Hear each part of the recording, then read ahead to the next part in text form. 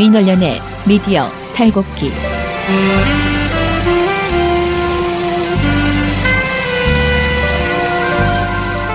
민원연의 미디어 탈곡기 190화 시작하겠습니다.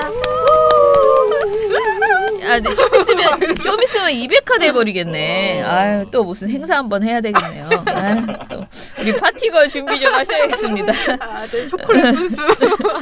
예, 저는 민원연의 김원경 사무처장이고요. 미디어 탈곡기의 이장입니다. 네, 저는 부녀회장 배나은 활동가입니다. 예, 우리 청년회장은 오늘 연차를 쓰셨습니다. 우리 아빠는 슈퍼맨이에요. 종편 막말 패널들도 퇴출시켰고요. 보도지침 책도 만들었고요. KBS, MBC 적폐의 사진도 퇴출시켰고요. 언론교육도 하고요. 매일매일 방송과 신문을 감시해요. 너희 아버지 뭐 하시는데? 민원연 후원해요. 언론을 정상화시키는 확실한 길. 한 달에 10,000원 민원연 후원으로 가능합니다.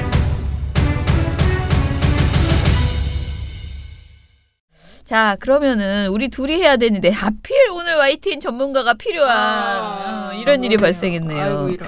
그러니까 말입니다. 그래도 아쉬운 대로 비전문가인 제가 이야기를 해보도록 하겠습니다.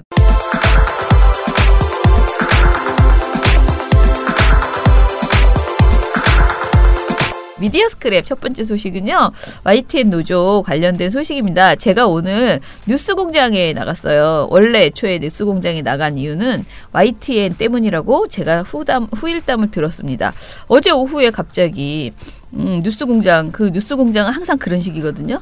미리 말하는 법이 없어요. 근데 저녁에 오후에 갑자기 이제 내일 나와주면 안 되냐 해서 왜요? 그랬더니 이제 YTN 노조, 우리가 YTN 보고서 여러 번 썼잖아요. 근데 YTN 노조의 입으로 그냥 들었으면 했는데 YTN에서는 이것이 공식적으로 이게 데스크의 문제다라고 단정 짓기가 굉장히 어렵다. 이 보도의 문제가. 그건 사실이잖아요. 그러니까 저희도 계속 말했지만 이거는 데스크의 문제가 아니고 곳곳에 숨어 있는 앵커, 기자 뭐 이제 총체적인 지금 문제거든요. 그래서 이거를 이제 노조인데 자기 입으로 그렇게 막 공격하는 게, 그러니까 비판하는 게 굉장히 부담스러웠는지 YTN 노조에서 아무튼 보도 비평은 민원연에 부탁을 하고 우리는 파업 이야기만 하고 싶다라고 얘기를 했대요. 그런데 이제 김어준 씨는 보도까지 다 이야기를 해보고 싶었나 봐요. 근데 핀트는 아무튼 하나도 안 맞아가지고요. 완전 저는 다른 얘기만 하고 YTN에 왔자도 얘기를 못하고 왔습니다. 늘 그렇죠. 얘기해달라는 게 한 6, 7개 되는데 그중에 한 3개 하면은 정해진 시간이 다 지나가기 때문에 YTN 얘기를 못했습니다. 그런데 오늘 YTN 노조위원장과 전화 인터뷰를 하더라고요. 제가 가기 직전에 제 방송하기 직전에 YTN 노조위원장과 이야기를 하는 걸 들었는데요. 결론은 뭐 총파업 예고했다라는 것이죠. 노조는 노사합의 파기, MB 칭송 칼럼, 성희롱 트윗 등으로 논란을 빚고 있는 최 사장이 31일까지 사퇴하지 않으면 2월 1일부터 전면 파업에 돌입한다고 선언을 했습니다. YTN 노조가 이제 사옥에서 그동안에 여러 가지 일들을 했죠. 뭐 연차 투쟁? 을 했고요. 뭐 지금 하고 있는 건데 그리고 이제 조합원은 아니지만 대의에 동참하겠다면서 연차 휴가를 같이 낸 분도 있대요. 그렇지, 연차 휴가 이런 건 우리 따라해주고 싶지 않을까? 그렇죠. 나도 왠지 우리도 연차 투쟁을 저도 지지하면서 연차를 내지 못하는 휴직자나 송출 필수 인력을 제외하고도 많은 분들이 함께했다라고 YTN에서 얘기를 했습니다. 뭐 내용은 구구절절 막 있는데요. 결론은 이틀 남았다 그거죠. 그 한마디로 말해서 그러니까 31일까지니까 이틀은 아니네. 며칠 남았죠? 한 일주일 남았는데 그렇지 않으면 쳐들어간다. 뭐 전면 파업에 돌입한다라고 했습니다. 자, YTN 노조가 저는 이거는 굉장히 좀 사실은 굉장히 놀랐는데 저희가 지금 말씀드리는 보도는 한국기자협회 보거든요. 근데 김다라 기자가 올린 사진이 있어요. 근데 YTN 노조가 사장실 앞에 부적을 붙였더라고요. 덕덕덕. 이런 비슷한 부적을 며칠 전에 어떤 집 앞에서 본 적이 있어서 깜짝 놀랐는데 이런 부적이 있구나. 근데 이 부적에 유령 사장 전승남수라고 적혀 있는 부적을 사장실 문 앞에 붙였는데 있었는데요. 최남수를 상대로 승리하겠다는 뜻이라고 합니다. 그리고 뉴스 편집부와 앵커실이 있는 4층, 보도국이 있는 3층을 돌면서 최남수 퇴진과 적폐천산을 촉구하는 구호를 외쳤고요. 그 이후에는 방송기자의 상징인 마이크와 카메라, 노트북을 그 사옥 바깥에 있는 차가운 바닥에 내려놓는 퍼포먼스를 벌리기도 했다고 합니다. 그리고 어제 오후에는요, 광화문으로 자리를 옮겨서 YTN 최남수 사퇴를 위한 총력투쟁 출정식을 개최를 했어요. 근데 그냥 거기 상암에서 따뜻한 데서 하시지 않고 굳이 이렇게 추운 날에 바깥에 나오셨더라고요. 영하 13도였잖아요, 어제. 근데 그런 최강 한파에 살을 에이는 그런 추위에 아무튼 세종문화회관 앞 계단에 서서 YTN 지부 조합원들과 기자협회, 언론노조, 시민사회단체 인사들이 최남수 아웃을 외쳤습니다. 어제 출정사에서 언론노조 위원장은 2008년부터 지금까지 쉼없이 싸워왔습니다. 해고도 당했고 감옥에도 갇혔고 눈물밥을 먹어왔습니다. 우리 모두는 언론사 중에서 YTN이 가장 먼저 정상화될 거라고 믿었습니다. 배직자들 3명이 눈물 속에 첫 출근을 하고 모두가 축복해 주었습니다. 그런데 이게 웬일입니까? 최남수 사장, 이미 여러 가지 문제 제기가 있었지만은 YTN 지부 그리고 언론노조는 10년의 싸움 이제 끝내야 된다 하는 절박한 심정으로, 파국은 막아야 된다 하는 심정으로 합의를 했습니다. 합의를 깼습니다. 라면서 다시 한번 비판을 했습니다. 예, 뭐 아무튼 간에 이렇게 추운 날 또 다시 이렇게 집회를 해야 되는 투쟁을 해야 되는 상황이 벌어지지 않기를 저는 바라고요. 1일 이전에 반드시 좀 결론이 났으면 좋겠습니다. 예, 저희도 밖에서 같이 논평도 쓰고 그리고 뭐 기자회견 하시게 되면, 그러니까 이제부터 거의 뭐랄까 집회를 계속하고 있으니까요. 집회에 뭐 지지 방문도 가고 또 우리는 보도 모니터가 가장 중요하니까 보도 모니터를 열심히 해서, 그러니까 그 YTN 모니터를 열심히 해서 같이 동참하도록 하겠습니다. 좀 되게 안쓰러워요. 그죠? 뭔가 잘 되기를 기대하고 있었는데, 그리고 저는 솔직히 그 박진수 지부장이 쓴 트윗처럼 그분들이 복직할 때 그 파티 분위기가 정말 엄청 따뜻했거든요. 이제 신난다, 우와 우와 막 그런 분위기였는데 몇 달 만에 이런 일이 벌어져가지고요. 굉장히 꿀꿀합니다. 아무튼간에. 구성작가분들의 소식인데요.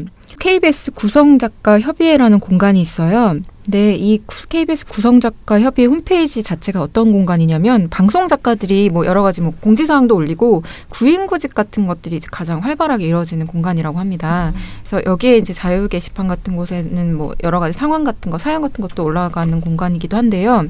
최근에 이제 방송계 갑질 뭐 이런 사연들이 뭐 좀 불거지면서 이것과 관련된 제보, 증언 같은 것도 좀 얘기가 많이 올라오고 있다고 합니다. 근데 이 중에서 눈에 띄는 사연이 좀 있었어요. 그 실제 글 제목이 이겁니다. 내가 겪은 쓰레기 같은 방송국 PD들을 고발합니다. 이게 이제 원문의 글 제목이고요. 이 안에는 이제 소제목들이 몇 가지가 있는데, 여기에서 이제 실제 프로그램명을 밝힌 것들이 몇 가지 있어요. SBS 그것이 알고 싶다와 뉴스타파 목격자들. 네.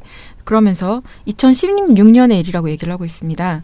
그것이 알고 싶다는 내가 방송 일을 하면서 만난 최악의 프로그램이었다. 그 방송은 6주 텀으로 돌아갔고 내부에 6개의 팀이 있었다. 당시 월급은 160만 원. 그마저도 월별로 주지 않고 방송이 끝나면 6주 후에 일괄 지급된 형태였다. 뭣도 모르고 처음에는 막내 작가의 월급치고 넉넉한 돈이라고 생각했다. 그곳에서는 24시간 일을 한다. 6주 중 기획주인 첫 주만 10시쯤 출근해 7시쯤 퇴근하고 2주차부터 5주차에는 밤낮도 주말도 없이 일을 한다. 당연히 수당이고 뭐가 없다.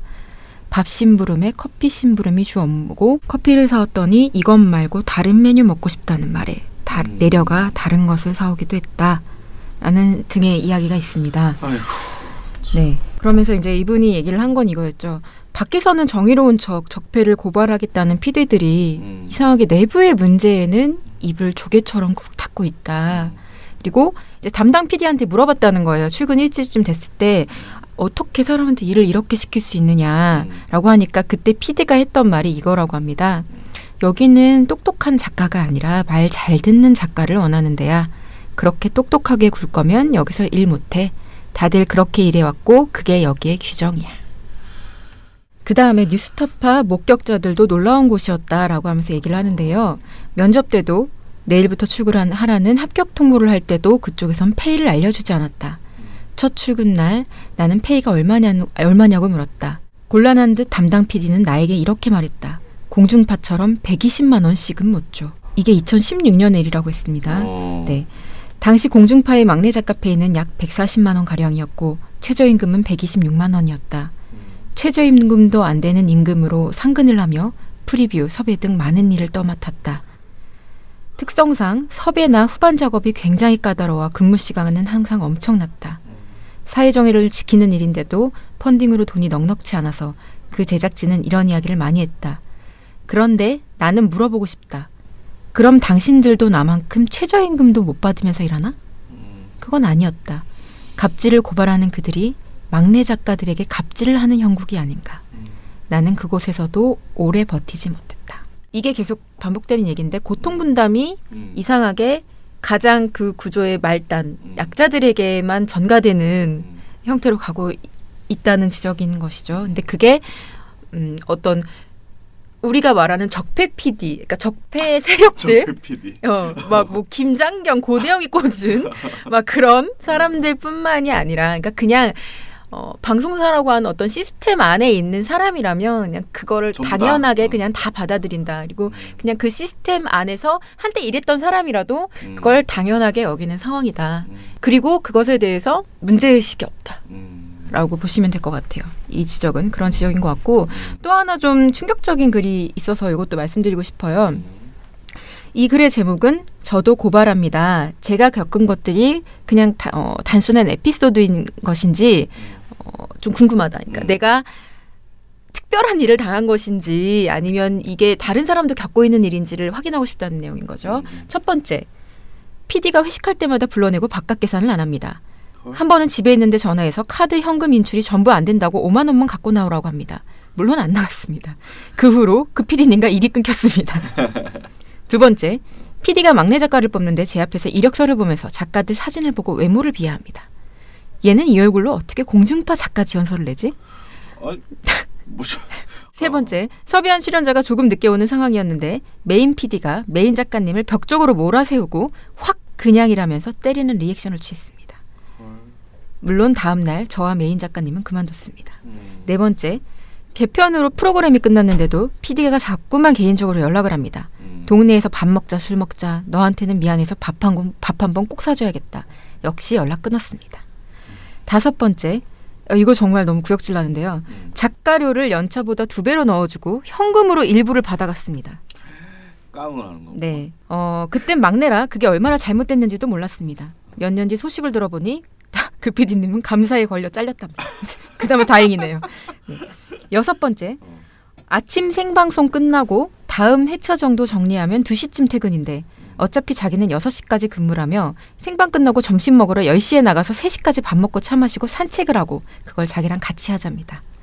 몇 개월을 그렇게 보냈습니다. 그리고는 아이템과 녹화 대본은 다음날 자기 출근 시간인 9시 이전까지 보내놓으라고 합니다. 뭐야? 24시간 깨어있으라는 것이죠. 네. 일곱 번째, 이건 메인 작가님 이야기인데요. 본인 프로덕션에서 프로그램 3개를 줄 테니 하나는 연차에 맞게 지급, 나머지는 건당 10만 원으로 해서 20을 더 주겠다고 했습니다. 알바라고 생각하고 해야지 했지만 3달 뒤 그만둘 수밖에 없었습니다.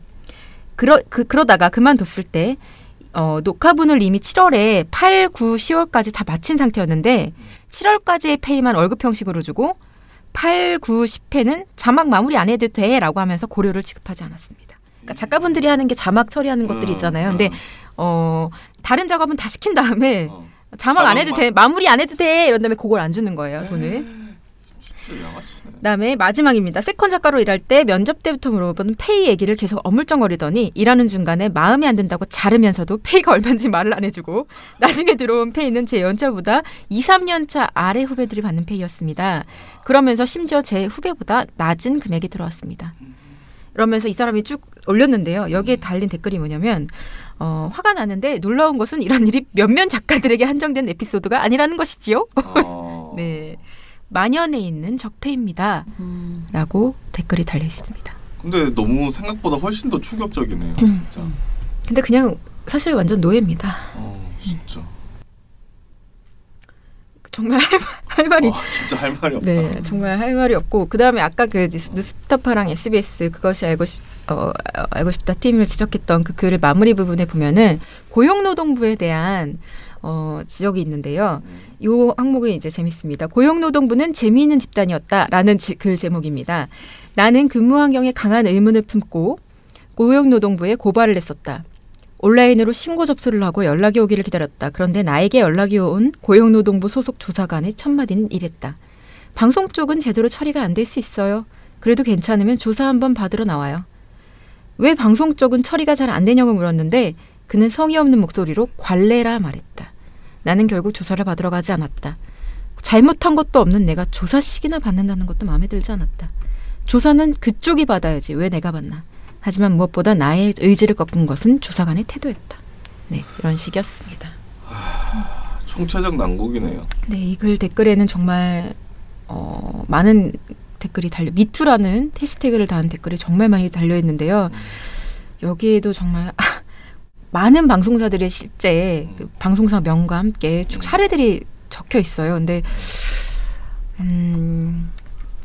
머리가 약간 띵할 정도입니다. 솔직히 말하면. 이게 계약 관계에 따른 것이잖아요. 그러니까 그 PD가 어떤 굉장히 선량하고 좋은 사람이어도 예를 들면 PD님이 저를 고용한다고 생각해 보세요.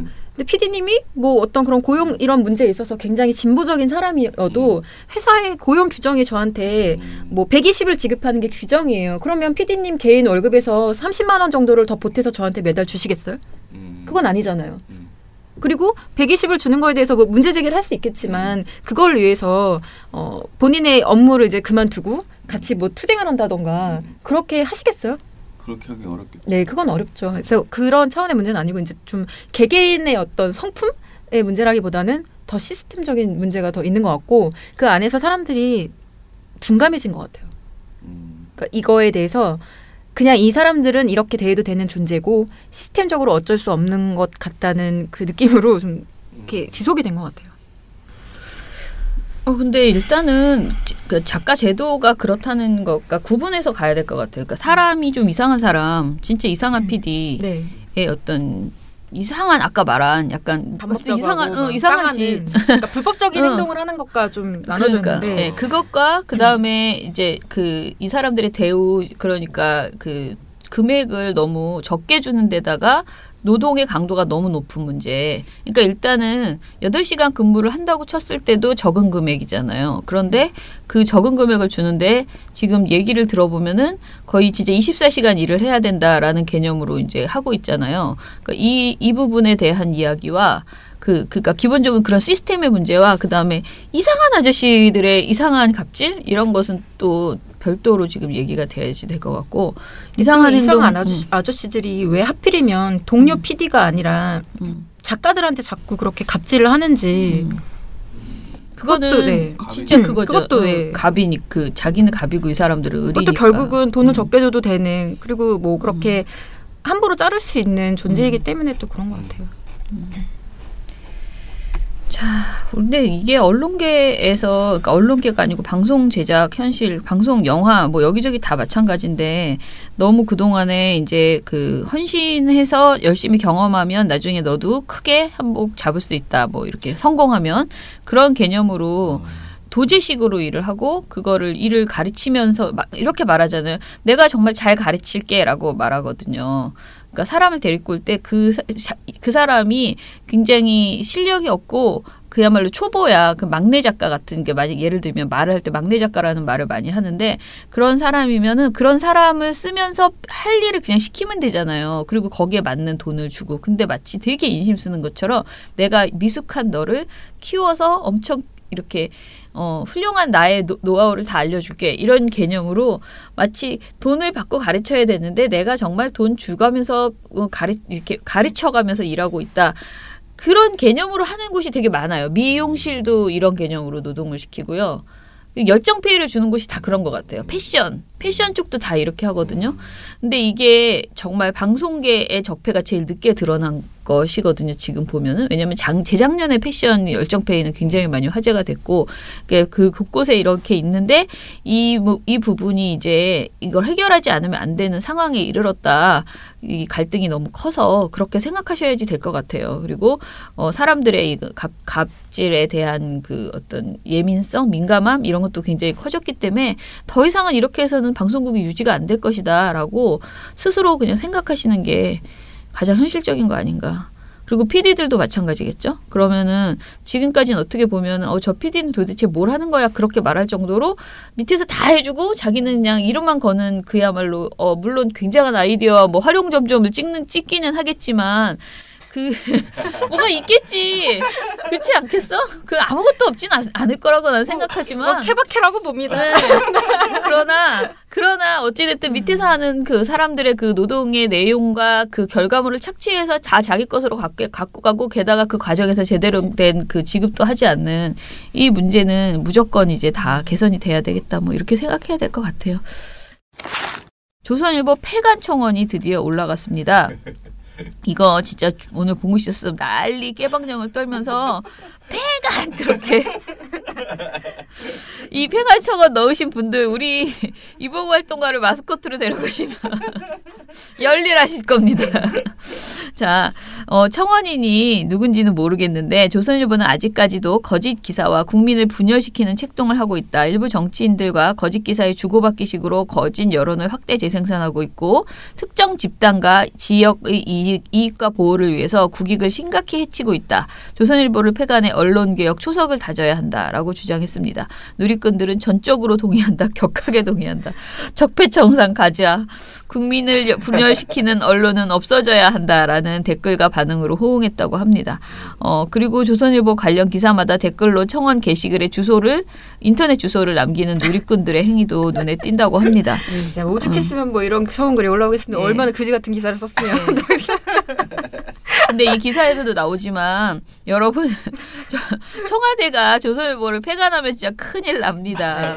할 수 없는 일을 지금 조선일보 청와대에 가서 조르고 계신 겁니다. 이거는 민원연이나 다른 데 가서 조르셔야 합니다. 왜냐하면 차라리 우리가 이런 주장을 하는 건 괜찮아요. 그런데 청와대가 어떻게 아무리 마음에 안 드는 뭐 국민 여론을 뭐 분열시키고 지금 위에 있는 말 다 맞는 말이거든요. 특히 이게 TV조선이 아니잖아요. TV조선은 제도가 있어요. 제도 속에서 재승인 이런 거를 그 방송이 잘 못하니까 우리가 그냥 마음에 안 들어서 그런 게 아니야. 방송이 워낙 문제가 있으니까 그거를 이제 재승인을 취소해라. 제어가를 취소해라. 뭐 이런 건데요.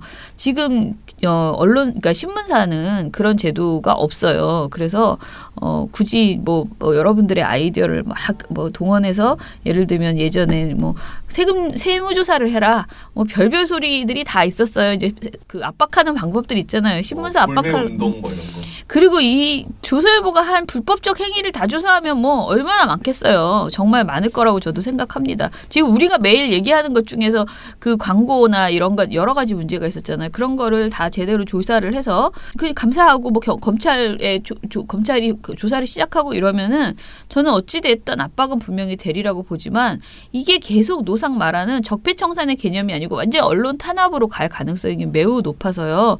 일단 청와대보다는 우리 스스로 많이 움직이는 게 나은 방법이다라고 생각을 합니다. 그래서 우리가 할 수 있는 방법들 계속 불매운동 근데 여러분들 이제 조선일보 이미 안 보시니까 불매는 더 이상 의미가 없고 사실 예전에 그 방법이 있었잖아요. 조선일보 광고 불매운동 했었잖아요. 그런 식으로 조선일보의 광고를 싣는 분을 그 회사를 불매한다거나 또는 조선일보에 원고를 보내는 그 패널들 있잖아요. 패널이라고 그러나 기고 하시는 분들 굉장히 많죠. 그 사람들 자기들이 우리나라에서 한 오피니언 리더 한다고 생각하는 필진들, 그 필진들에게 항의하시고 다른 방식으로 일단은 우리의 압박을 저는 뭐 또 다시 우리가 조선일보 그러니까 안티조선 운동을 시작할 수 있다고 생각하고요. 그러고도 남은 시기다라는 것은 분명히 공감을 합니다. 여기서 여론을 모아서 그 힘으로 어찌됐든 다른 방식으로 조선일보의 문제를. 저 생각난 거 있어요. 네. 검찰이 요즘에 그 과거사의 사건 새로 뭐 조사할지 검토하고 있잖아요. 네네. 장자연 리스트컷 조사하라고. 그런 거 하면 좋죠. 네, 그거 압박을 넣는 게 네. 저는 좀 약간 더 좋지 않을까 그런 생각이 듭니다. 아무튼 공소시효가 남아있는 그 여러 가지 일들 중에서 조선일보 보도로 인해서 피해를 봤다거나 아니면 불명예를 당했다거나 뭐 얼마나 피해자가 많아요. 그런 사람들이 뭐 넣고 그것에 대해서 조사하고 이런 것은 저는 괜찮을 거라고 생각을 하는데요. 아무튼 청원 참여가 20만 명을 넘었을 경우에 30일 동안 20만 명 이상의 국민이 추천한 청원에는 청와대가 직접 입장을 밝혀보겠다라고 공언한 상태이기 때문에 청와대가 어떤 입장을 밝힐지 상당히 궁금해지는 그런 상황이라고 합니다. 궁금하긴 한데 하기 어렵습니다, 여러분. 미리 말씀드리지만 또 괜히 그때 가서 너무 크게 실망하지 마시고 하는 거 좋아요. 계속 하세요. 20만 명 넘으세요. 그래서 그 힘을 쫙 모아가지고 어떤 액션을 한번 해보도록 합시다. 우리가 뭐 그때 그 조선일보 불매운동, 광고주 불매운동 막 감옥 가고 난리 났었잖아요. 굉장히 고생하셨어요.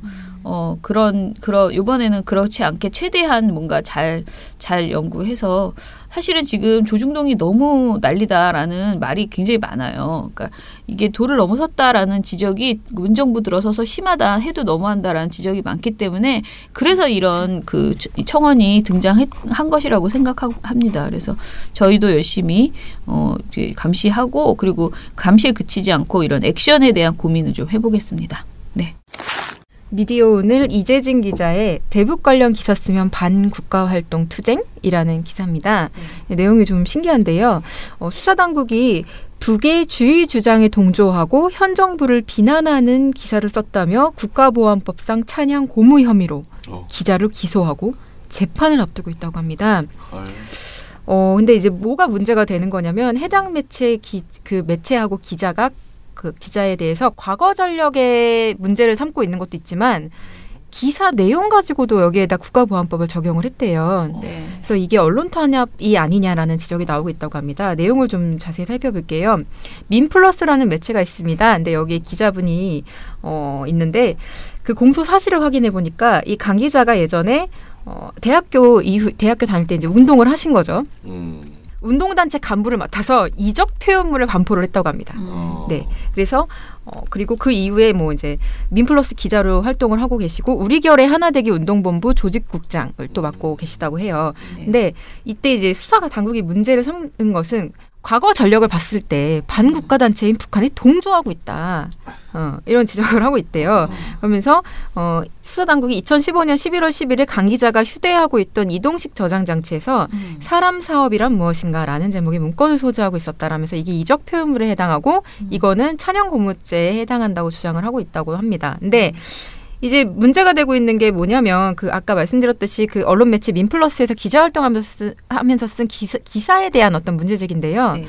이 당시에 이제 이분이 쓴 기사 내용이 이런 것들입니다. 북해외 식당 종업원 탈북 사건 관련 유인 납치 주장 기사가 뭐 이런 것들이 있었고요. 사드 반대 주장 기사, 북측 연석회의 제안 및 접촉 관련 뭐 이런 기사들을 썼다는 거예요. 그래서 총 한 100여 건의 기사를 썼는데 얼핏 좀 약간 느낌이 이상하지 않아요?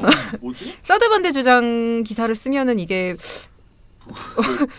반국가 활동 투쟁을 한 것일까? 라는 좀 의문이 들죠. 그래서 어쨌든 계속 수사 당국은 이 사람이, 그러니까 이 기자가 기사라는 어떤 형식을 빌어서 계속 북한의 주의 주장에 동조를 하고 대변을 했다라는 주장을 펼치고 있는데 아무리 봐도 중국 식당 그 북종업원 대규모 탈북 사건 같은 경우는 아직도 의혹이 제기되고 있는 사건이죠. 그리고 민병 같은 경우는 그 의혹 제기를 하고 당시에 이제 유엔 특별보고관 같은 경우도 이게 자의에 의한 것인지 확인해야 된다는 당시 의견을 밝힌 사안입니다. 네. 그리고 이거에 관련해서 보도를 한 매체들이 적지 않거든요. 지금 이 기사를 쓴 미디어 오늘도 기사를 썼고 경향신문도 뭐 그렇게 했고 심지어 민원련도 관련 보고서를 썼어요. 뭐 이런 것도 있고 사드 관련된 얘기도 그렇고 뭐 전반적으로 이 기사들을 사실 이렇게 국가보안법 문제로 걸리기 시작하면은 우리도 걸리죠. 네, 제가 사실 위협이 돼서 걱정이 되는데요. 그래서 뭐 과거 전력을 넘어서서 이게 언론 활동까지 문제를 삼고 있다면 이거는 좀 언론 탄압으로밖에 볼 수 없는 거 아닌가라는 생각이 좀 든다는 것이죠. 그래서 이거는 좀 추이를 계속 지켜봐야 되는 거 아닌가 싶습니다. 네.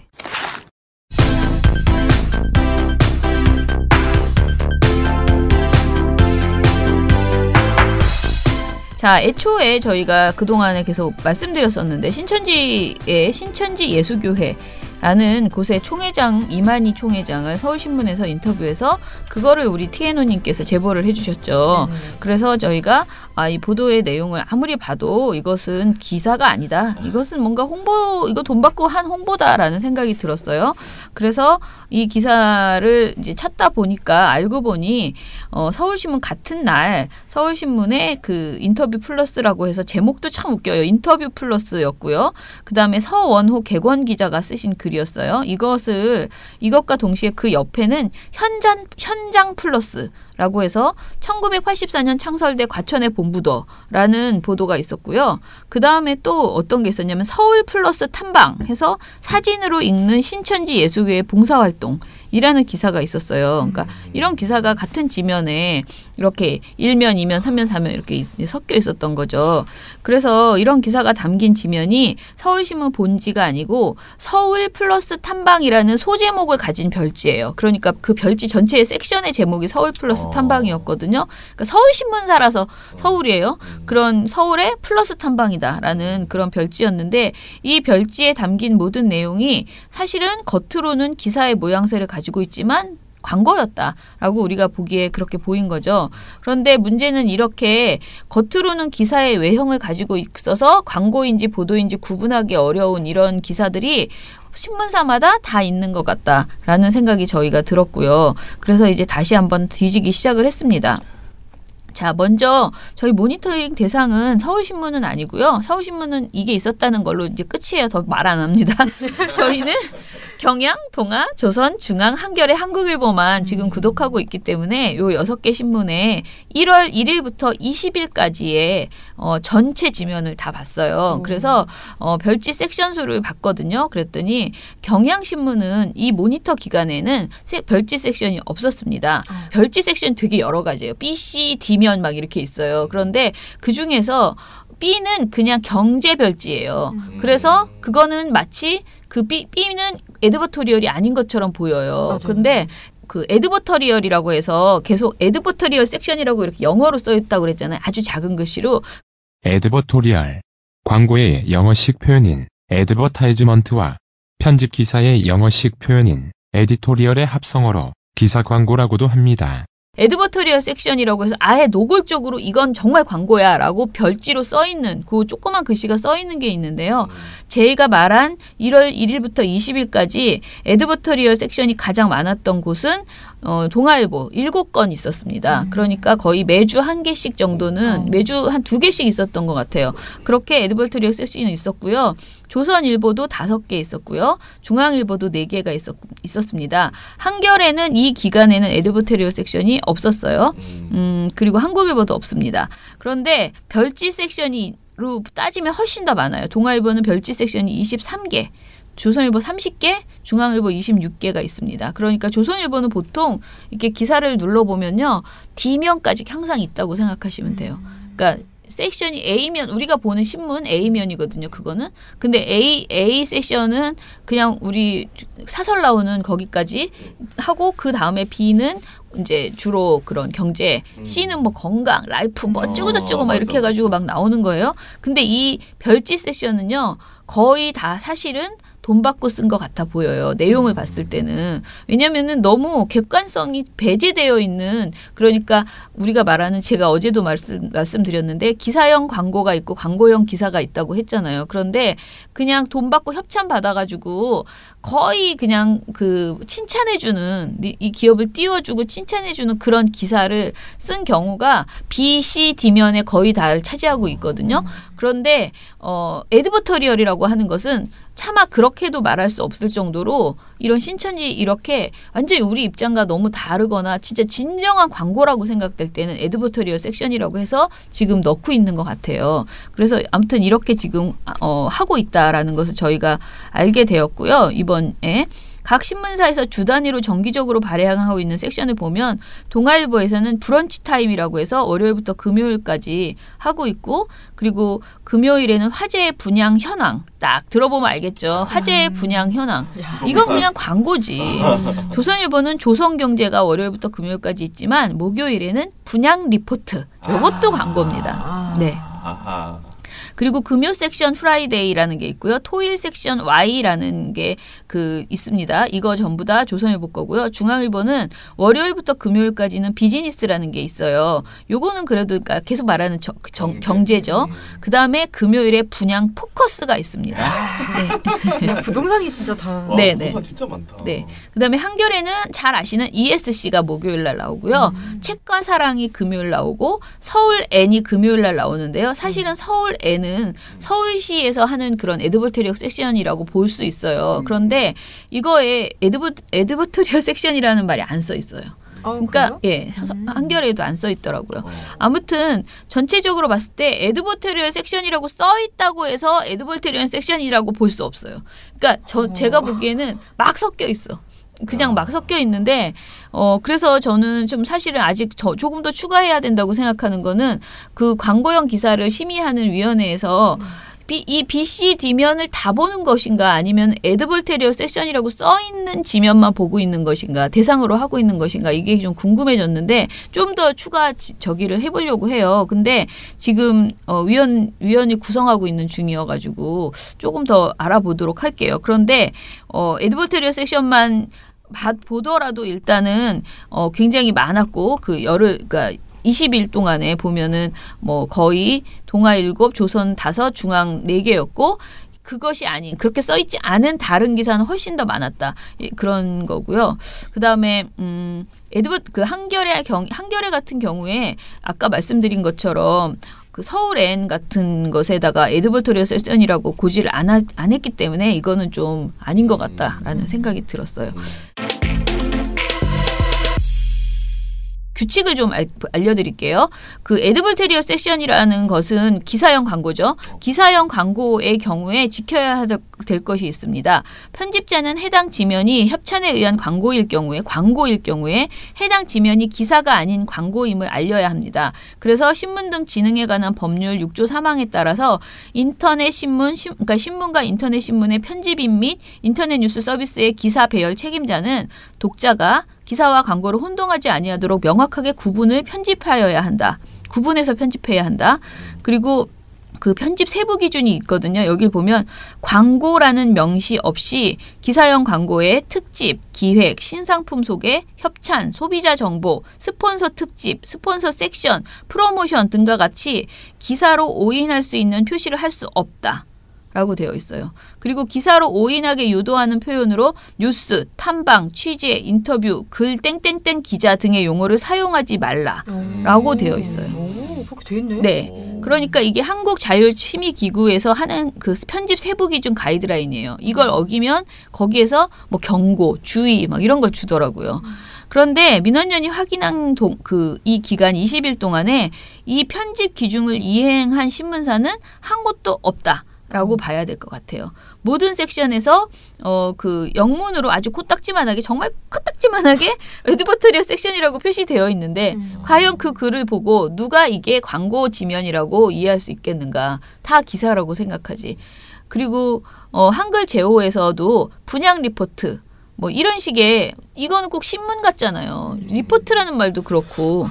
예, 그래서 이런 표현들이 너무 많아서 전부 다 기사로만 보인다. 그리고 기자명을 기재하면 안 되는데 동아일보 에듀플러스를 제외하고는 모두 기자명을 사용했어요. 우리가 모니터하는 기간 중에. 그러니까 전부 다 어겼다라고 보시면 됩니다. 그러면 그 기자명은 그 언론사에 소속된 기자 이름인가요? 근데 저희가 이걸 검색해 보면요. 그 사람이 계속 나와요. 근데 이게 개건 기자라고 써 있거나 이거는 제가 보기엔 조선일보 기자는 아닌 것 같거든요. 개건 기자면은 뭐 그냥 기자가 아닌 거죠. 전문적으로 어떻게 하는 사람은 더 웃긴 건요. 조선일보 하는 사람들은 개건 기자라고 하고 그래요.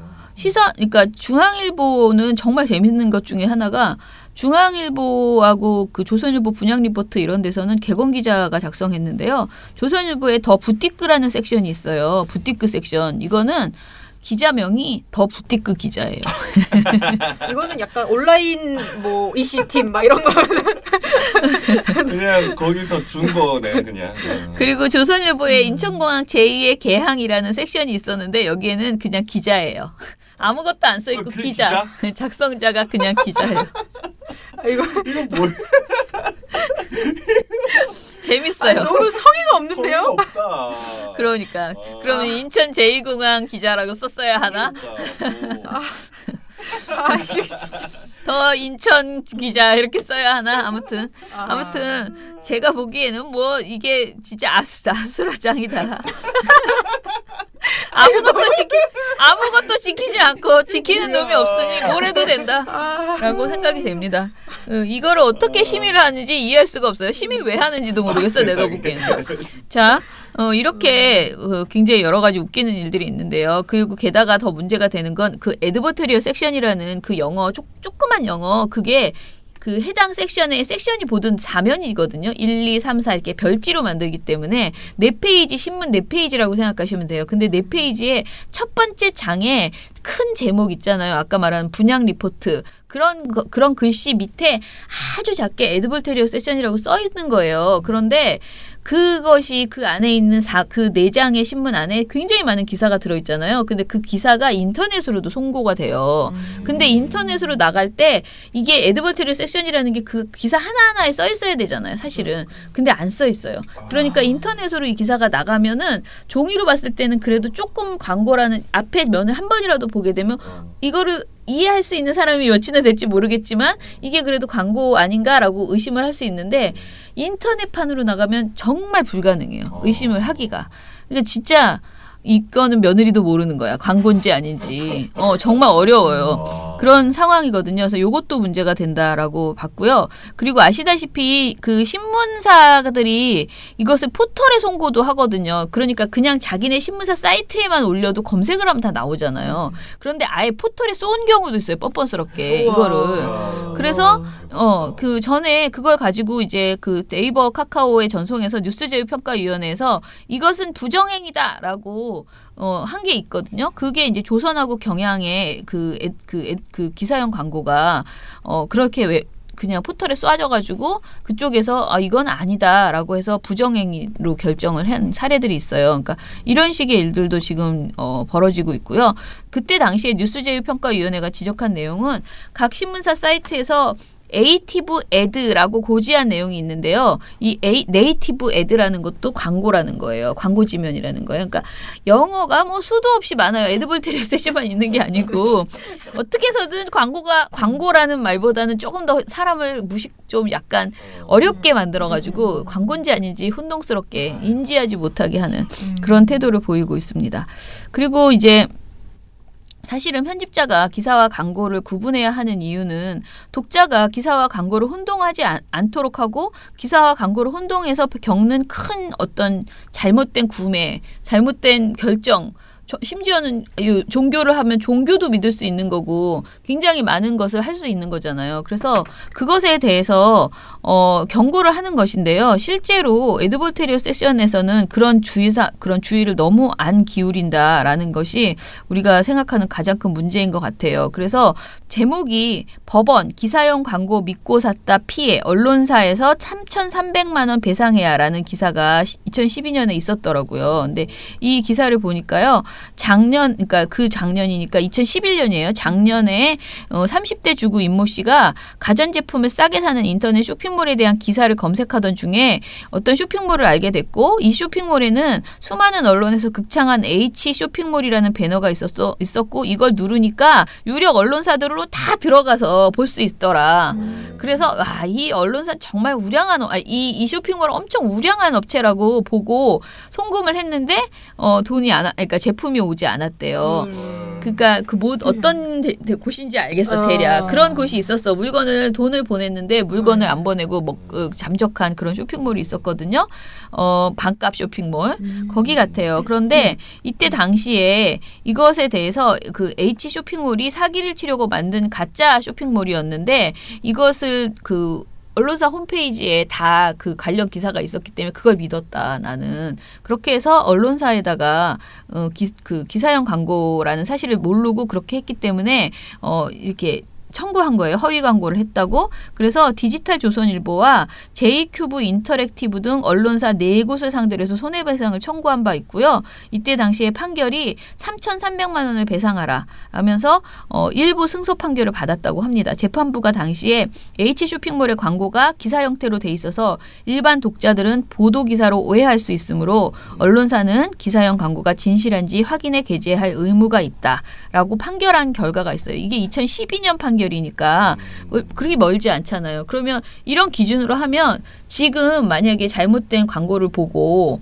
이런 일이 굉장히 많은데 이분은 정말 똑똑한 거죠. 이거를 내가 누가 재판까지 가겠어요. 근데 결국은 오기로 이분 정말 멋진 분이야. 진짜 멋있어. 네, 이렇게 해서 이런 사례를 이제 만들어 놓은 거, 판례를 만들어 놓은 거죠. 그래서 이런 일들을 생각하면 지금 거의 이분들이 그 신문사들이 살얼음판을 지금 걷고 있는 수준인 거예요. 왜냐면은 너무나 많은 불상사가 벌어질 수 있는 그런 광고를 싣고 있거든요. 그리고 사실 그 분양 리포트 이런 거 보면 세상에 안 좋은 집이 없고 안 사야 될 집이 없고 다 올라. 예, 맞아요. 지금 난리야, 난리. 근데 그런 모든 옷은 다 너무 훌륭하고 다 이렇잖아요. 근데 이렇게 상품을 엄청나게 광고하고 심지어는 종교도 그렇게 광고하는 이런 상황에서 우리는 그럼 어찌 해야 되는가? 참 답이 없어요. 저희 솔직히 말하면 답이 없어서 보고서가 좀 안 나오고 있는, 좀 늦게 나온 건데요.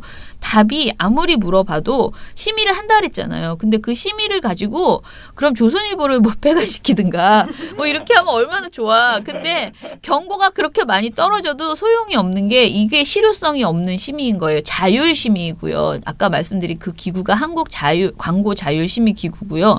그 다음에 거기에서 심의한 결과로 그 벌점이 쌓이면 그것이 고작 되는 것이 한국언론진흥재단에서 그 언론인들에게 지원 사업이 많아요. 여러 가지 지원을 해요. 해외 연수도 보내주고 교육도 보내주고 그런 세미나도 하고 이런데 그것 할 때 그 해당 신문사 이제 벌점이 많은 신문사는 이렇게 점수가 깎인다는 거예요. 퍼센트가. 그래서 좀 고려를 한대요. 그런데 저는 이런 것 때문에 불이익을 받아서 조선이나 이런 신문사의 사람들이 거기를 못 간다는 소리는 들어본 적이 없는 것 같아요. 그래서 이게 굉장히 하나만한 그거고 이렇게 그야말로 신용만 내고 있는 신문사들이 너무 욕먹으니까 우리 좀 하고 있어라고 신용만 내고 있는 그런 심의가 아닌가라는 생각이 들어서 요것에 대한 방법은 고소밖에 없다라는 생각이 저는 들었어요. 진짜 그냥 실질적으로 한번 세게 계속 맞아봐야 이거 버는 것보다 이걸 이렇게 해서 지면을 팔아서 뭐라 그러나 내가 잘못된 정보를 광고해서 받는 피해가 훨씬 크다라는 그렇게 이거 자본주의 사회에서 그렇게 가야 되지 않겠어요? 그걸 안 해주면은 제가 보기에는 답이 없다라는 생각이 저는 들었고요. 그 다음에 이제 그 미디어 오늘에서 조윤호 기자가 작년에 쓴 기사가 있어요. 제목이 기사야 광고야. 기사형 광고 구별 팁을 알려주마. 그래서 제가 정말 팁이 있나 여러분들한테 좀 하나라도 알려드리려고 봤는데요. 정말 조금 웃겼어요. 그런데 알려주긴 알려줍니다. 제가 한번 읽어볼게요. 첫 번째. 특정 기업의 상품, 특정 정부 부처의 프로그램이 좋은 점을 나열하고 제품의 기능과 프로그램의 특성에 특별한 의미를 부여하는 기사는 광고형 기사다 라고 얘기를 합니다. 정말 획기적인 상품이나 프로그램이 아닌 이상 언론이 돈도 안 받고 굳이 상품이나 프로그램을 칭찬해 줄 이유가 없을 뿐더러 언론은 그 상품이 획기적인지 전혀 아직 알 수가 없다. 따라서 상품이나 프로그램의 효용성이 입증되지 않은 상황에서 나오는 이런 식의 기사들은 전부 다 광고형 기사다. 두 번째. 정부 부처가 새로 도입한 제도가 너무 좋고 편리하다는 식의 기사라면 광고형 기사다. 예를 들어서 조선일보에서 그러니까 저번에 우리가 본 그 농협 그건 광고형 기사 맞는 거예요, 사실은. 고기 복잡한 새로 도입하자마자 너무 좋고 전국에 2대 있는데 그게 편리하고 좋다고. 그러니까 2015년 조선일보 4월 10일자 기사 밭 집불금 서류 한 장만 내면 바로 탄다라는 기사가 있었는데 이게 새로 도입된 어떤 정부 시스템 그거를 가지고 한 건데 이것이 실제로 정말 서류 한 장만 내면 바로 타는지 안 타는지 그 누구도 확신할 수 없다고 합니다. 그런데 이거를 조선일보는 이 기사를 써서 농림수산부로부터 4,600만 원을 받았었다고 합니다. 또 있습니다. 직접 취재하지 않았으면서 취재가 없이는 알 수 없는 표현들이 들어가는 기사는 그런 광고용 기사다라는 것이에요. 그래서 예를 들면 이투데이가 기능성 품종으로 FTA 방어해야라는 기사를 썼다고 합니다. 근데 기사 안에 밥맛이 좋으면서 몇 끼니 챙겨 먹으면 건강을 증진시킬 수 있는 기능성 쌀 메디라이스가 높은 호응을 얻고 있다라는 대목이 나오는데 이상해. 누가 호응하고 있는지 전혀 알 수 없고 왜 호응이 있는지 효능이 뭔지 전혀 알 수 없는 이런 기사를 받고 이런 기사를 3건을 받고 3건을 쓰고 990만 원을 받았다고 합니다. 네. 이런 식의 내용. 그리고 정보의 출처가 한 방향밖에 없으면 의심하라. 라는 등의 얘기가 있습니다. 예. 그래서 이걸 읽어봐도 제가 보기에 다 알려줘도 여러분들이 찾아내기 어렵습니다. 일단은 저희도 열심히 이번에 이 모니터를 하면서 느낀 것을 얘기 드리면 일단은 별지에 있으면 대부분이다라고 생각하시면 되고요. 그 다음에 무슨 그 브랜드 같은 거 브랜드에 대해서 광고하고 브랜드 대상 이런 건 다 광고라고 보셔야 됩니다. 일단 그 얘기는 여러 번 나왔거든요. 그 돈 받고 일단 선정을 한 다음에 전화를 해서 당신이 선정이 됐습니다. 얼마 내시겠습니까? 이런 식으로 하고 있다. 그건 약간 나는 선정 필요 없어요. 그럼 빼드리고 그렇게 되는 식이라고 나왔거든요. 그게 실제로 보도에도 보도가 아니고 저기 데이터가 있어요. 그런 내용이. 심지어는 조선일보 TV조선에서 했던 건데요. TV조선에서는요. 그래서 그렇게 했어요. 당신네 회장 사진 보내주시고 돈 얼마 보내주세요. 이렇게 얘기했는데 거기서 돈을 안 보낸 회사는 사진이 안 나가. 회사 보도에. 정말 그러니까 아예 그 업체 아예 안 나와. 안 나와 버려. 냉엄하다. 네, 냉엄해요, 진짜. 그런 사례가 있습니다. 그래서 거의 다 광고다라고 생각하시면 되고요.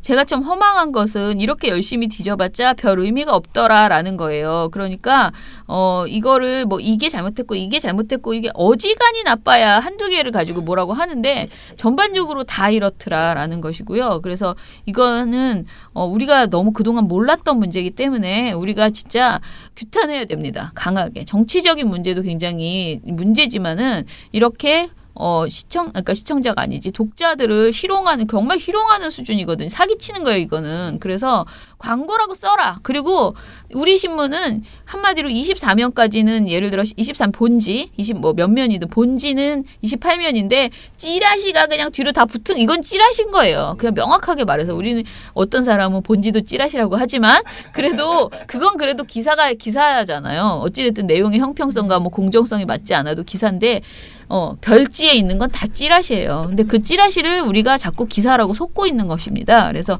명확하게 광고임을 인식하게 해라라고 제도를 바꿔야 될 것 같습니다. 일단 저는 제도를 바꾸기 위해서는 어떻게 해야 되는지 그 방법을 저희가 좀 고민해서요. 제도를 바꾸는 노력, 지금은 모니터만 냈지만 제도를 바꾸는 노력을 기울여 보도록 하겠습니다. 근데 그 한겨레 ESC? 네. 그거는 ESC는 아니에요. 그건 별지이지만 광고가 아닌 거예요? 네. 그렇게 좋은 좀 별지는 없어요?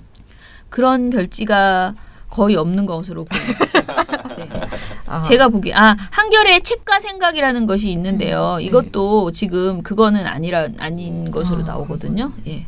있습니다. 네. 국가가 이렇게 뭔가 제재할 방법이 없나요? 그러니까 국가가 제재한다기보다는 제가 이 얘기를 또 어제 김태진 회장님 주장 중에 이 얘기도 있었는데요. 예전에 신문은 8면밖에 안 됐었대요. 그 동아투이 때. 근데 동아투이 때 정부가 광고주를 압박해가지고 그 동아일보에 광고를 못 실게 했잖아요. 그랬더니 이제 백지 광고가 나왔죠. 그랬는데 그때 당시에 그때 편집국장님이신가 그분이 동아일보에 계신 분이 외신 기자회견을 해가지고 그때 당시에 구독료가 50%, 수입의 구독료가 50%, 광고료가 50%였대요. 그런데 우리는 광고가 하나도 안 들어와도 신문이 몇만 부만 팔리면 우리는 살 수 있다. 그러니 구독해달라. 이렇게 호소를 했대요. 기자회견에서. 그리고 될 것이다. 조만간 된다라고 했대요. 그래서 사람들이 그걸 믿고 광고도 많이 실어주고 신문도 많이 샀대요. 그랬더니 박정희가 너무 내 생각과 달라. 광고를 압박하면 질 줄 알았는데 얘네가 계속 가네 이렇게 생각하면서 얘네들이 광고로 더 많이 의존하게 만드는 시스템을 만들려고 지면을 늘려줬다는 거예요. 지면을 늘리면 광고가 되게 많이 들어오잖아요. 그래서 지금 신문 지면이 이렇게 정말 무한대로 자유롭게 신문 지면을 늘리는 거 이거 자체가 어떤 박정희의 잔재라는 거죠. 그리고 이게 일종의 광고주를 통해서 정부가 언론을 장악하는 또 하나의 방식의 하나다라고 이야기를 하시더라고요. 그래서 총체적으로 이런 얘기를 신문 쪽 사람들과 얘기를 해보고 이걸 어떻게 규제할 수 있는가에 대해서 정말 뭐 억지 부리는 게 아니고 그러니까 독자를 위한 그런 방식을 좀 마련해야 되겠다. 그런 지금 아주 실질적인 고민을 이걸 쓰면서 하게 됐습니다.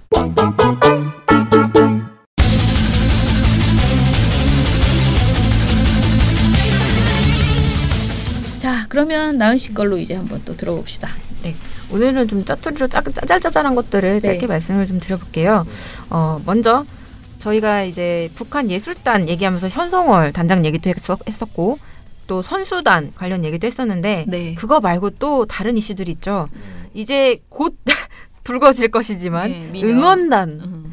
네, 이제 응원단 얘기들이 이제 나오기 시작할 것이다. 그분들이 도착하는 순간부터 아마 어마어마할 것이다. 네, 계속 이제 사진 기사로도 막 올라오고 뭐 이제 될 것이다. 그래서 긴장을 좀 타고 있었는데 이게 벌써 수상합니다. 낌새가. 벌써? 네, 벌써 수상. 아직 안 왔잖아. 안 왔는데 내가 마음이 지금 벌써 불안해. 아직 안 왔는데. 그런 느낌이 있어요. 그래서 왜 불안한 느낌을 갖게 됐는지 의심이 가는 보도를 몇 가지 소개를 해드릴게요. 우선 벌써부터 미녀응원단이라는 표현을 사용해서 응원단의 용모를 이제 부각하는 방송사가 있는데요. MBN 평창에 미녀응원단 오나?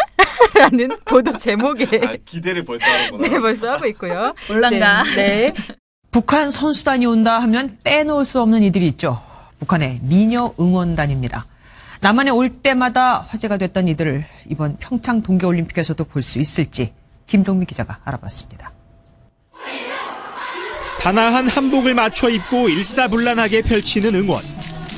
이른바 미녀응원단으로 불린 북한 응원단은 남한을 방문할 때마다 화제가 됐습니다. TV조선도 비슷한 짓을 합니다. 뭐 보도 제목에 놨는데 안에다가 응원단을 표현할 때 따옴표를 쓰고 꼭 미녀응원단이라는 이런 수식을 사용합니다. 특히 이른바 미녀응원단에 대한 관심이 높았습니다. 자, MBC 되게 재밌는데요. 보도 제목이 앞에는 한반도기, 뒤에는 태극기, 인공기 함께 뭐 이런 보도입니다. 그래서 다른 이제 평범한 내용을 다루다가 기자가 중간에 뭐라고 얘기하냐면 230여 명에 달하는 북한 응원단이 예전처럼 젊은 여성 위주로 구성될지도 관심입니다. 구성해 주세요라고 그냥 말하지. 이게 왜 관심인데? 왜 젊은 여성 위주로 구성돼야 되며 이게 왜 관심인데요, 기자님? 네, 이런 일이 있었고요. 네, 또 이번엔 TV조선인데요. 외모 부각하고 별개로 또 아예 검증이 불가능해서 사실 썰 그 이상도 이하도 아닌 그런 정보, 응원단 관련된 정보를 전달하는 방송사들이 있어요. 근데 이제 TV조선이 대표적인데 제목이 큰 따옴표 응원단 뽑혀 한국 오려고 뇌물? 뇌물? 네. 그러니까 정말 저거는 완전 거짓말. 아니 진짜 그걸 어떻게 입증할 건데 저 진짜 고소하고 보고 싶어 진짜. 그래서 이 앵커 멘트가 방한 때마다 화제를 모았던 북한 응원단에 들어가려고 북한 여성들이 뇌물까지 제공하는 것으로 전해집니다. 남한 사회에서 인기를 바탕으로 북한에서도 출세가 보장되기 때문입니다. 윤동빈 기자가 보도합니다. 근데 이 주장의 어떤 근거는 그냥 익명의 한 대북 소식통이에요. 계속. 네. 한 대북 소식통은 딸을 응원단에 보내려는 부모들이 1,000에서 3,000달러를 선발 담당자들에게 주기도 했다고 전했습니다. 막 이러면서. 그러면서 그거잖아. 이설주가 그 부인이 김정은의 부인이 된 게 남한에 와서 그 응원단에서 너무 인기가 좋았기 때문이라는데 나는 그건 아니라는 생각이 나요. 그 멘트도 진짜 들어갑니다. 말이 안 돼. 그러니까 네. 말이 안 돼. 2005년에 방한한 리설주도 2005년 인천 아시아 육상 선수권 때 방한한 리설주는 남한에서 얻은 인기를 바탕으로 스타 가수로 떠올라 북한 최고 권력자인 김정은과 결혼했습니다. 제가 또 한 외모 지상주의 하지 않습니까? 그래서 그때 당시에 기억이 많이 나는데요. 솔직히 이설주라는 사람 자체도 전혀 몰랐고요. 그때는 그냥 전반적으로 그 분위기가 화기애애하고 막 이렇게 하니까 귀여운 그런 이미지였지. 누가 그때 당시에는 진짜 아니야. 그러니까 약간 말이 안 돼. 네, 아무튼 말이 안 돼. 말이 안 돼. 뭐 길게 얘기하고 싶지 않아요. 뭐 이런 보도를 했습니다. 그리고 또 있습니다. TV조선이 여기서 멈추지 않았겠죠. 이게 TV조선만 그런 게 아니고 많은 언론들이 하는 짓인데요. 막 이렇게 미녀 막 응원단 막 뭐 저쩌고 막 가십을 얘기해. 그런 다음에 그러면 사람들이 솔직히 주목이 되잖아요. 주목이 되고 기사도 보게 되고 사진도 보게 되고 하면서 막 회자도 되고 뭔가 이제 화제가 됩니다.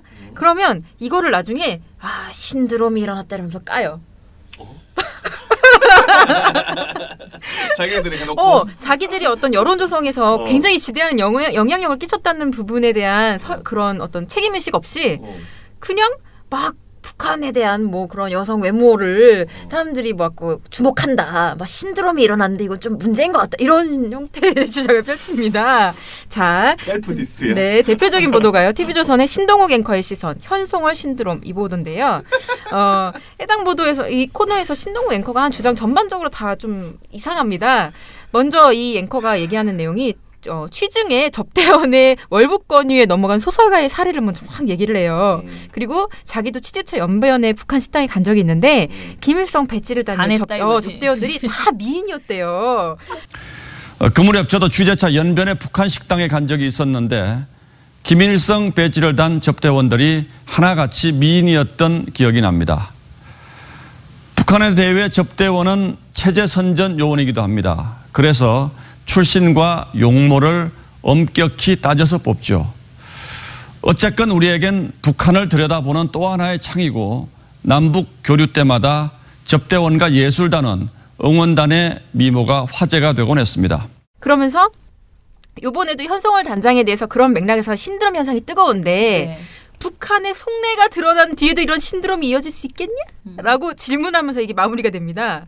평창 올림픽이 끝나고 북한이 속마음을 드러내면 이 현송월 신드롬 역시 남북 대화 역사에 어떤 장면으로 기억될지 잠옷 궁금해집니다.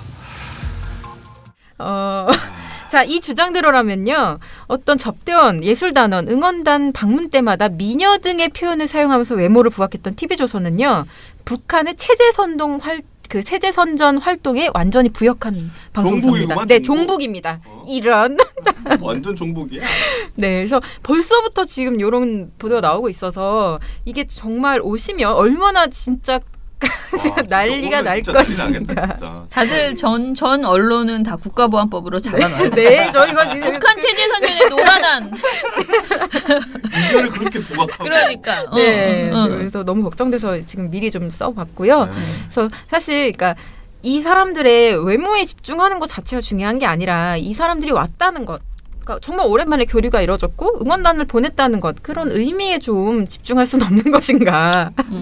네. 그리고 앞으로 이제 이런 응원단이 왔으면 다음에 우리가 할 수 있는 건 또 무엇인가에 대한 고민.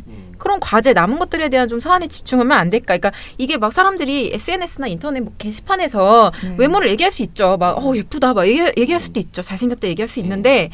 그거를 언론이 사람들이 화제니까 또 가지고 와서 한 번 더 확대 재생산하고 그 당연한 것처럼 그렇게 하지 말고 그냥 언론이 할 일을 했으면 좋겠다. 네, 그런 좀 생각을 해봤습니다. 북한에서 이제 사람 보낼 것이다고 했을 때 전부 다 리설주 사진을 이렇게 캡처해가지고 해서 응원단 속에 요만하게 들어있는 그 사람을 이렇게 부각해가지고 다 보여줬어요. 거의 다 보여줬는데 그렇게밖에 못 보여줄 정도로 그때 당시에 뭐 남한에서 막 인기가 있는 상황이 아니었거든. 제가 보기에 다 이상해. 네, 그냥 아무 말이나 했다. 7, 6, 5, 4, 3, 2, 1. You'll never have the sacred stone. Oh, this you crazy mother. 트러스트노님. 네, 댓글이 있습니다. 갈아타다니요. 절대 아닙니다. 네, 원래 비 오고 눈 오면 못난 자식이 더 눈에 밟힌다고. 네, 그래서 호흡기와 소화기가 안 좋은 봉서님이 피부 탄력은 좋을기가라고 걱정을 해주셨습니다. 그래서 네, 저에 대해서 네, 지지해 주심을 밝혀주셨는데요. 아유 감사합니다. 하지만 네, 읽지는 않겠습니다. 네. 4440 0416님도 쇼가 점점 어려워진다. 어려워요. 그죠, 맞아요. 이게 좀 옛날에는 그냥 다 MBC 이러면 맞았는데 MBC가 이제 약간 보도를 정상적으로 하고 그 다음에 MBN이 중간중간에 이렇게 치고 들어올 때가 있습니다. 그 채널이 헷갈리게 리보드로 치고 들어올 때가 있어서 성격을 모르겠어. 네. 잘할 때는 잘하고 이상할 때는 이상해가지고 네. 그래서 앞으로 KBS까지 들어오면 더 어려워지겠네요. 라고. 네. 이거 베나베나 쇼는 정답을 삐처리한 다음에 게시판에 정답을 올려서 맞춘 분에게 상품을 주는 건 어떨지 생각해봤다고 하셨는데요. 네, 좋은 의견 없어서. 네, 좋은 의견 감사한데 저희가 상품은 없어서 네, 마련할 수 있게 되면 뭐 한번 고민해 보겠습니다. 예, 배나은 활동가님 너무 재밌어요. 이번 방송도 잘 들었습니다. KJC79님께서 써주셨고요. 레이니 7세 님께서 이번 판사 블랙리스트 관련 뉴스를 보면 공부 열심히 해서 사법시험 합격하고 사법연수원 가서 거기서도 톱을 해서 판사가 돼서 또 거기서 톱이 돼요. 법원 행정처 간 사람들이 굽신굽신하며 비굴한 모습을 보니 한심하기 그지없네요. 라고 하시면서 예, 이것도 어제 이거 근데 그거보다 더 심각한 것은 모양을 봐도 냄새를 맡아도 똥이라고 말해도 되나요? 안 되나요? X인 것을 된장이라 우기며 자기 입에 넣으며 우리 입에 넣으려는 조중동의 행태가 아닌가 싶습니다. 이렇게 말하니까 굉장히 더럽게 느껴지네요. 지난 9년간 국민의 눈을 가린 것도 모자라 아직도 그게 가능하다고 생각하는 그들에게 실컷 X를 먹여주고 싶네요. 라고 하셨습니다. 미령곰탱님이 처장님 간에 무리가 가는 게 아닌가 걱정을 해주세요. 계속 술을 연이에 드신다고 많이 안 먹습니다. 네, 그래서 좋은 안주 드시면서 건강 유지하세요. 라고 이렇게 써주셨습니다. 술을 먹긴 먹지만 그렇게 과음을 하지 않으려고 노력하고 있습니다. 네. 근데 이제 KBS 분들이 막 자꾸 몇 분이 술을 이제 뭐 먹어야 되지 않겠냐 그러는데 그게 이제 좀 겁이 나더라고요. 한번 먹어보니까 나는 너무 그 맺고 끊는 걸 못하는구나 그러고 좀 자제하고 있습니다. 조금씩만 먹으려고요. 이게 중요한 내용이 아직 남았어요. 트러스트 노원님 외 다른 분들이 베나베나 활동가와 봉선임 활동가만 챙길 때 저는 처장님 팬이라 처장님이 1순위로 생각납니다. 네, 이렇게 써주셨습니다. 어제였죠. 어제 PD연합회에 그 30주년 무슨 책이 나왔어요. 그러면서 PD연합회 이취임식을 했거든요. 그 송일준 PD께서 아주 짧게 PD연합회장을 하시고 광주 MBC 사장에 선임되어서 어제 이취임식을 했습니다. 근데 거기에 가서 여기저기 많은 분들을 만났었는데 아마 그리고 나서 박건식 PD가 쓰신 것 같아요. 페이스북에 민원연의 힘, 공영방송 KBS MBC 파업의 긴 과정에 늘 민원연이 함께했다. 기나긴 전 과정을 돌마고가 중심축을 잡고 이끌었다. 돌마고 때문에 KBS MBC 파업은 혼자 놀지 않고 시민과 함께 할 수 있었다. 돌마고는 방송사 조합원들과 시민들을 결합한 오작교였다. MBC, KBS 파업이 끝난 이 순간 민원연 정말 감사합니다. 라는 글을 보내주셨습니다. 예. 이거 또 이 정도 되면 이제 KBS, MBC 노조원들은 저기 민원연 가입해야 되는 거 아니에요? 그러니까 그렇죠. 대량 가입 사태 일어나나요? 가입 좀 해주시기 바랍니다. 혹시 저희 방송을 듣는 KBS, MBC 그 종사자 여러분들 좀 가입을 좀 해주시기 바랍니다. 더 이상은 말하지 않겠습니다.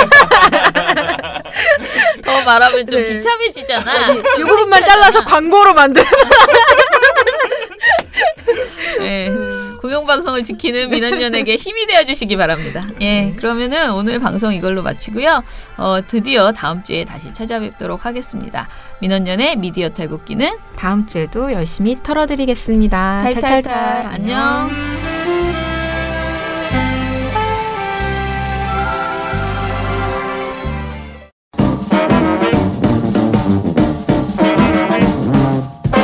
여러분, 미디어 탈곡기 잘 들으셨나요? 민원연은 1984년부터 우리 사회 언론 민주화를 위한 걸음을 우직하게 걷고 있습니다. 특히 왜곡, 편파, 막장 뉴스가 만연한 상황에서 민원연의 언론 감시 활동은 더욱 중요합니다. 민원연 회원이 되어 저희에게 힘을 주세요. 민원연 홈페이지 ccdm.or.kr에 오셔서 회원가입을 신청하시거나 02-392-0181로 전화 주시면 됩니다. 한 달 10,000원의 회비가 언론을 바꿉니다.